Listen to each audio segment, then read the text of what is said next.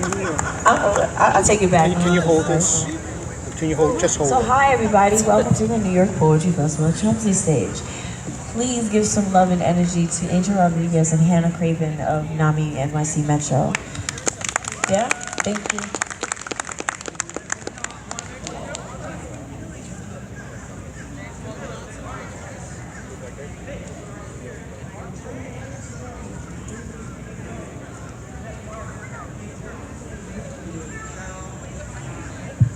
Good afternoon, everybody.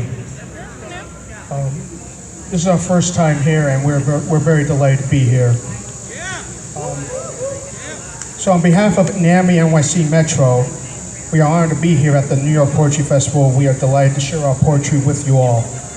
I want to take this time to mention two individuals who spent the past 6 months planning and promoting this moment. Larry Bryan, our Support Programs Coordinator, and Kizzy McManus, our Services Director. Since 2002, the NAMI NYC Metro Poetry Workshop unites people of diverse backgrounds, and we also welcome budding poets. We meet twice a month to read, write, and study poetry and to give poets feedback on their work. Our workshop's objective is to encourage poets to share and express their feelings. Many of our poems reflect on society that we live in today. If you're interested in attending our workshops, you're all welcome to join us. We meet on the second and fourth Tuesday every month at our Manhattan location at 505 8th Avenue, Suite 1103, that's at the 11th floor. For more information, you can call our helpline at 212-684-3264 Monday through Friday, and on our website, www.naminycmetro.org, or ask one of our poets after our presentation. Thank you.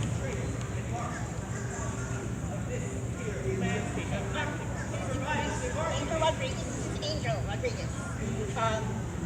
Angel is the co-facilitator of our poetry workshop. When he studied at Liban College, he took a course taught by the famous poet Billy Collins. Angel has been writing poetry ever since. He joined the NAMI Poetry Workshop almost at its beginning 14 years ago. Angel completely spearheaded and organized our participation in today's event. He coordinated and motivated us. The first poem Angel's reading is Ghost in a Shell. It's a poem that everyone in our workshop loves.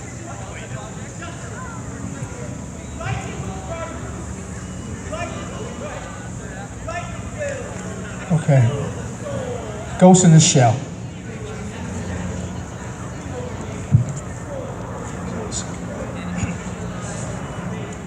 I am the master of my domain, who knows the future firsthand. I am the one who knows the way, who is forever cast in shadow, trapped in my own prison. The one who is scarred for life as a ghost in the shell.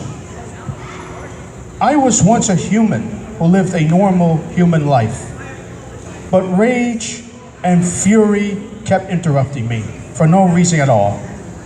Who doesn't care about the way of life, who lives with his own rules. It was me, a ghost in the shell. I am a being who yearns for love, waiting for the time to mate, waiting to find the right person, a woman with a sense of attraction. But I do not know what love is. All that is left was a lonely heart and soul. I was alone as a ghost in the shell. They called me a lot of names, some good, some bad. I ignore, but no reply. Giving a damn I'll never do. Screw the world, I'd rather die. Let it be, let me be free. So be it, quote the ghost in the shell. I care for no one, man, woman, or child. I care for myself, so don't talk to me. I'll never be your friend, so don't bother, 'cause I'm not here. I'm just an alien, trapped as a ghost in the shell.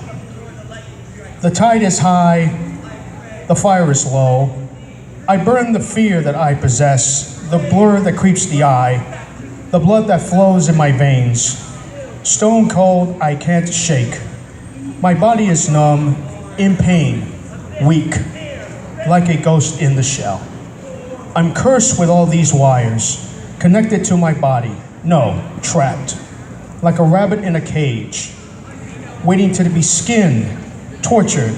I can't live like this. Please turn me off now. I don't want to be a ghost in the shell. I'm dying as I lay on the ground, where man walks among us. The birds are chirping. They can't see me. You don't understand what it's like to be me. I'm already here, too late to revive me. Let me walk as I am no longer. The ghost is now out of the shell. Thank you. This next poem I'm reading is called Ghosts on Mars. H.G. Wells, where have you been? The followers were calling your name. Where were you when the Martians invaded our planet Earth and destroyed everything that gets in their way? Where were you when man can become invisible and can enter any room undetected? Where were you when man invented a machine that can travel through time? Can you imagine what it's like to walk with the dinosaurs, or the Romans, or the Nazis? Imagine that. Where were you when a mad scientist created an island of lost souls by turning animal into man? Everyone is talking about you. Steven Spielberg is making movies because of you. Orson Welles was talking about you on the radio. Even Tom Cruise is your biggest fan, even though he's a Scientologist. The point is that you gave them the inspiration they never had before they become famous. People like me get inspiration from you too. You're basically a dreamer just like us. We love to dream. We dream about what it's like to live on Mars.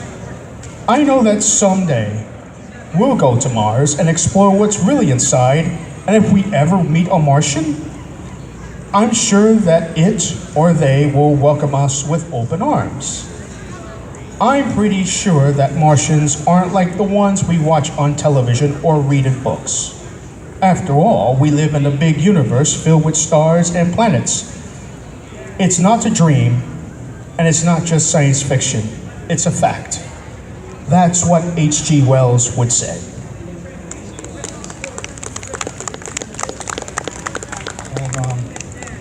This last poem I'm reading is, I wrote this 2 years ago after Robin Williams passed away, and this week was his 65th birthday. I think it was last weekend. So I wrote this piece on behalf of him. It's called Make Me Laugh. They say laughter is the best medicine.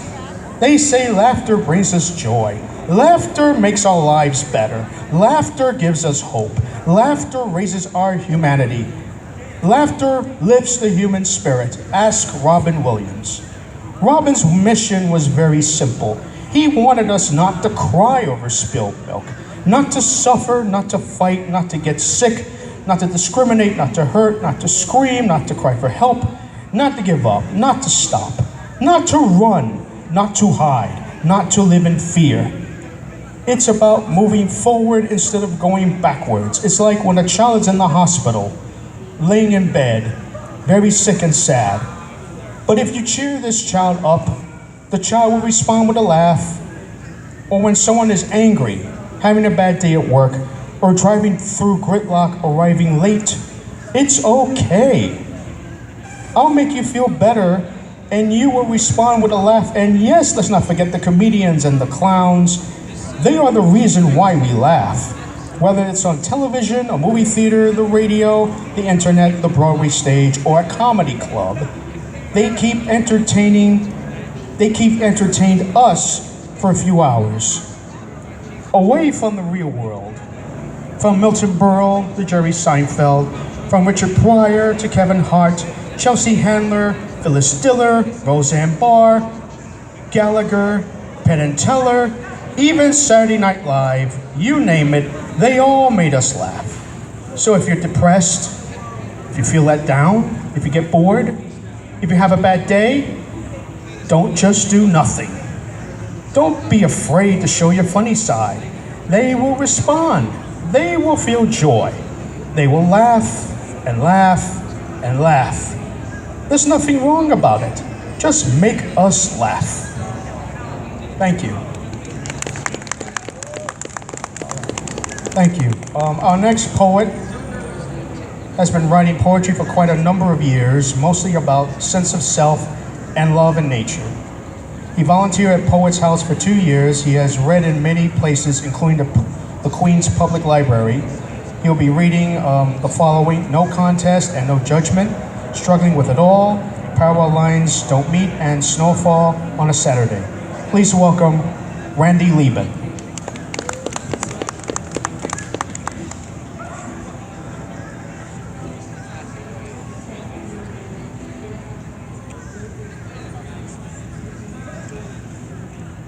Time has come. No contest and no judgment. Do not am I the contest of it. Neither do I expect to be judged or sit in judgment of others. Have I self to no one? Competition with others am I not. People have the right to be themselves, so accept people for who they are. Certain am I of who I am. Fix the mic. Self-when, Fix the mic. Can't hear about him. Fix the mic. self-obsession. I can't hear him. An individualized life, individualized lifestyle are hard to define. Okay, thank you. If you find them, how do you use them in your life? What are biorhythms? That is hard to understand. Do people living at peace with themselves have healthy biorhythms? Okay, next one. Okay? Struggling with it all. Struggling with it all. Looking for a sense of self is a top priority. It is empowerment. Better off am I now than I was a few years ago. A lifelong journey, personal self-discovery is painful at times. My inner search provides a better life.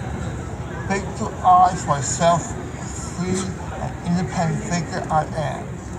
Is it an individualized life or an individualized lifestyle? I exercise the right to be myself. I cannot be the person I am not. Learning what my identity is as well as what I identify with. When I search for myself, I find new questions, additions to answers.